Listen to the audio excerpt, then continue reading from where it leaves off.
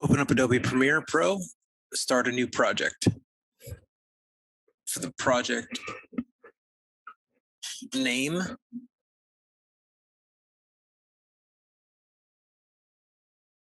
you're just going to type my day underscore with your name,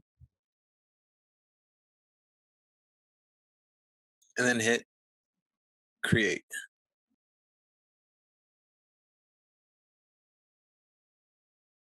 Down here, you can see in the bottom left, this is where you're going to store your media. So what you're going to sample from. We're going to create a bin by right-clicking, selecting new bin, title that bin video, and then another bin for audio, and then another bin for images. You can open up the File Explorer in the bottom of your screen, go to wherever you have your audio or visuals. You can click, highlight them, drag, and drop into the proper folder. So put audio files in your audio folder, images in your image folder, and videos in your video folder. Important note, make sure you rename your videos if you're going to be shooting on different cameras throughout the day in sequential order so that you know where things are.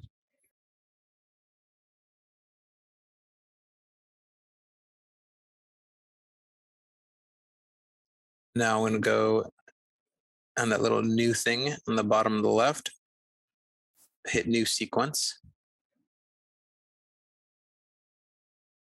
Now these are sequence presets.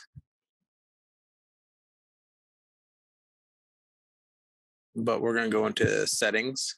You're going to want to make sure that you change your time base to 30 frames per second.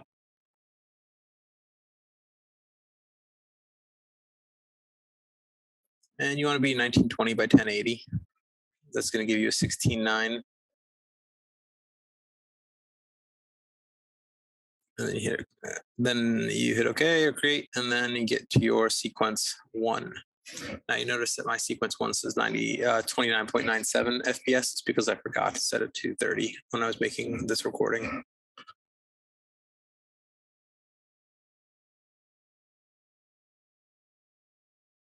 Once again, you can see all the renamed videos because I was shooting on multiple cameras. Let's click and drag. You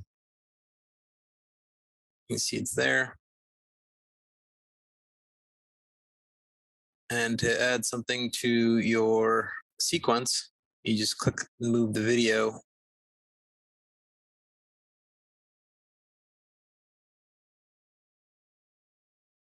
You can just drag and drop a lot of stuff in this program.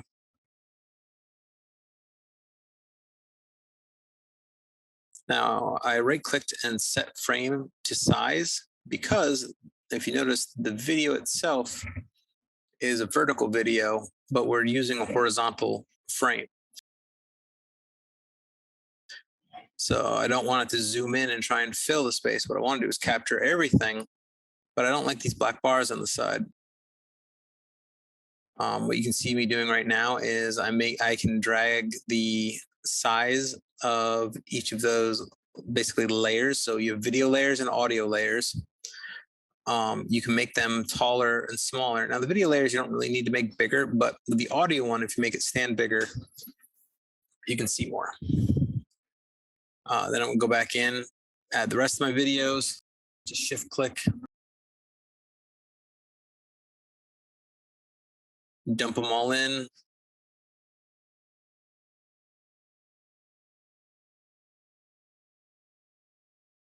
And you can see as I scroll through on the bottom left, the frame rates change. Now, this is probably not a huge deal, but if you notice right there, that 240 frames per second, it's because this was a slow-mo video. If you double click the video, it pops it up on the left, and this is like a preview window. So right now, this slow-mo video is playing 240 frames per second, which means it's playing at full speed.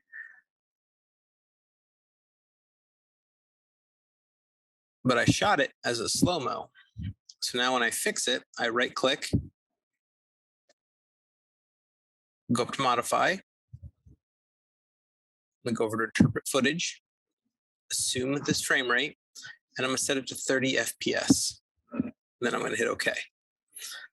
Now that I've set it to 30 FPS, now it's in slow-mo.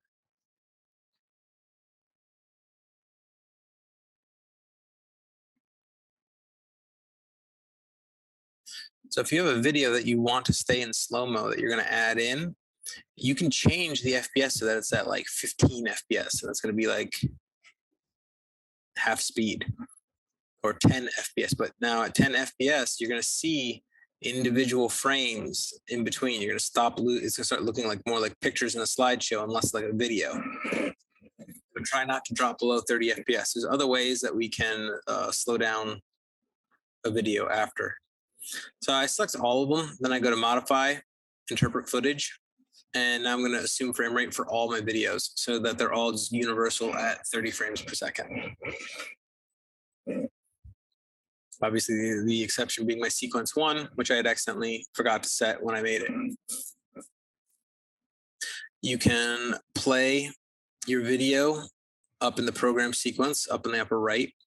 Now, what it does is you lose some of the quality when you press play, and then you pause it, and all the quality pops back in. That's just so that it doesn't waste memory rendering like really nice video when you're just scrubbing around. You can see I'm playing with the different bars up on the right above the yellow line. You can see that blue arrow set. That allows me to move through time by clicking and dragging there.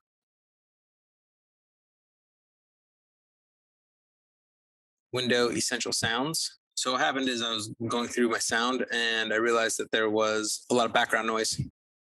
So under Essential Sound, I have the option for dialogue. What this is going to let me do is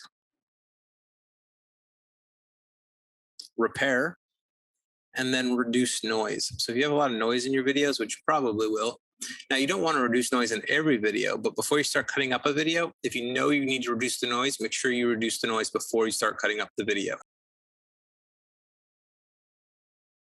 So while you can't hear it, I can hear the difference between the audio popping and or not popping. So I'm gonna close the panel.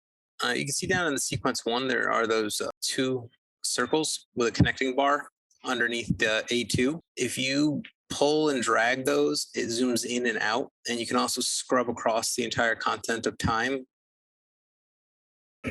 So what I did is I held Alt while clicking on the video layer 1, and then I dragged as I held Alt up and dropped it onto V2, so video layer 2.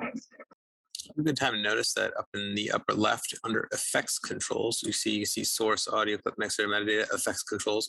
You're going to see things like opacity, volume, all that kind of stuff. Blend modes. So I'm going to select video layer 1.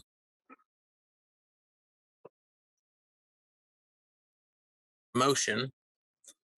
I'm going to change its scale. Right now you can see that I'm modifying that little bottom bar so that I can see all of time happen.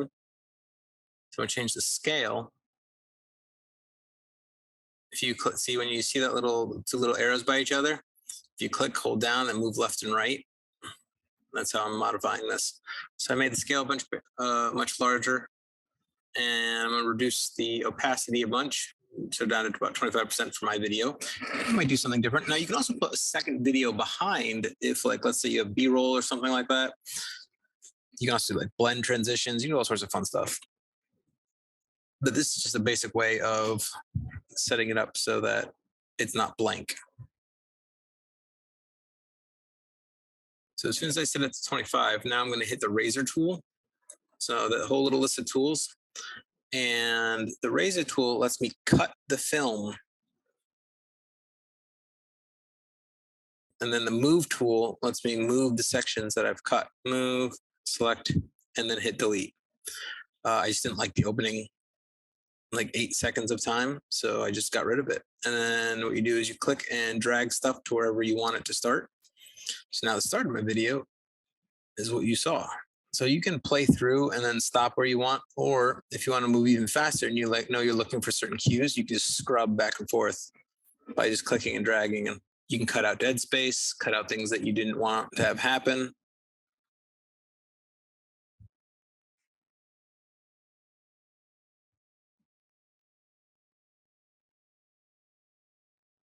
So you can see right here, I'm just starting to set up some different edits.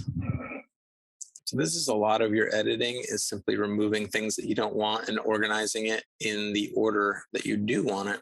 Now you can highlight and move things. So if there's nothing there, nothing's going to show up. But if you wanted to put a different video clip, just text, you want to put in still images, like, and you don't want video playing in the background, then that's how you deal with that.